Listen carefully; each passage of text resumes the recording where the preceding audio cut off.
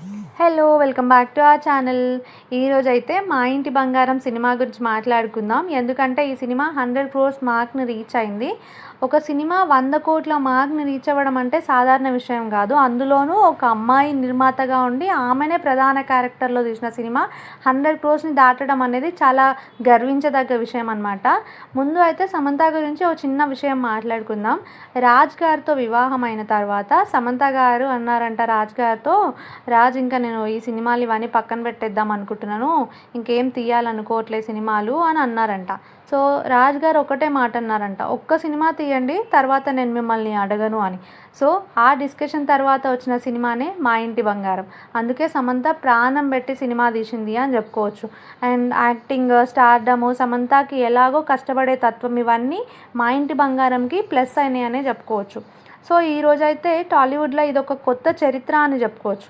ఎందుకంటే 100 crores gross వసూలను అధిగమించి టాలీవుడ్లో ఒక మైలురాయిలను సాధించిన చిత్రం అనే చెప్పుకోవచ్చు. ఇది ఒక చారిత్రాత్మక విజయం అని కూడా అనుకోవచ్చు. ఇది ఒక కథానాయిక ప్రధాన పాత్ర పోషించి తానే నిర్మాతగా వ్యవహరించిన సినిమా 100 crores క్లబ్లో చేరడం అంటే మామూలు విషయం కాదండి, చాలా గర్వించదగ్గ విషయం. ఇప్పటి వరకు ఈ ఘనత కేవలం కొంతమంది అగ్ర హీరోలకే సొంతమైంది. కానీ ఇప్పుడు సమంత గారు ఆ ముద్రను చెరిపివేసిరనే చెప్పుకోవచ్చు. బాక్స్ ఆఫీస్ వద్ద తనకున్న బలమైన పట్టు, తన అద్భుతమైన నటన ఈ సినిమాని ఈ స్థాయికి తీసుకెళ్ళగలిగింది అని అనుకోవచ్చు. అండ్ మనందరికీ తెలుసు ఈ సినిమాలో డైరెక్షన్ నందిని రెడ్డి గారు అండ్ సమంత కాంబినేషన్లో వచ్చిన ఓ బేబీ మూవీ కూడా చాలా మంచి హిట్ అయిందని మనందరికీ తెలుసు కదా. సో వీళ్ళిద్దరి కాంబినేషన్ ఎప్పుడు హిట్టే అని అనుకోవచ్చు. అదే ఇప్పుడు రిపీట్ అయింది. ఓ బేబీ కంటే కూడా ఇంకా కొంచెం ఎక్కువనే సక్సెస్ అయింది మా ఇంటి బంగారం అని చెప్పుకోవచ్చు. అది ఒక మ్యాజిక్ అనే అనుకోవచ్చు. ఆ మ్యాజిక్ మళ్ళీ రిపీట్ అయింది అనుకోవచ్చు. సమంత తన సొంత నిర్మాణ సంస్థ అయిన ట్రలాలా మూవింగ్ పిక్చర్స్ పైన ఆ బ్యానర్పై ఈ చిత్రాన్ని నిర్మించారు. నిర్మాతగా ఒక అమ్మాయి తీసిన ప్రయత్నం, ఒక అమ్మాయి చేసిన సినిమా ఇంతటి భారీ విజయాన్ని అందుకోవటం అనేది చాలా గర్వించదగ్గ విషయం అండి. అందుకే అందరూ ప్రశంసిస్తున్నారు సమంత గారు. సినిమాని వాళ్ళ ఓన్గా అనుకొని తీశారు. ప్రతి ఒక్కరూ ప్రాణం పెట్టి నటించిరనే చెప్పుకోవచ్చు. అండ్ ఈ మూవీ కథ కూడా ప్లస్ అయిందనే చెప్పుకోవచ్చు. హీరోయిన్ అంటే కేవలం గ్లామర్ పాత్రలకే సొంతం కాదు అని చెప్పి ఒక స్టార్ ఓరియంటెడ్ సినిమాలు, ఒక యాక్షన్ ఓరియంటెడ్ సినిమాలకు కూడా అమ్మాయి ఏమాత్రం తక్కువ కాదని ఎగ్జాంపుల్గా మా ఇంటి బంగారం సినిమా అనేది చాలా బాగుంటుంది అని మళ్ళొకసారి ప్రూవ్ చేసిరు.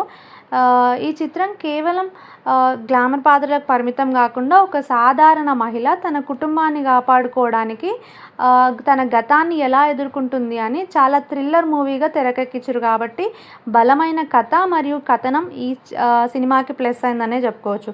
నందిని రెడ్డి గారి దర్శకత్వ ప్రతిభ ఇంకా మనం చెప్పుకోవాల్సిన అవసరం లేదు, మనకు అందరికీ తెలుసు.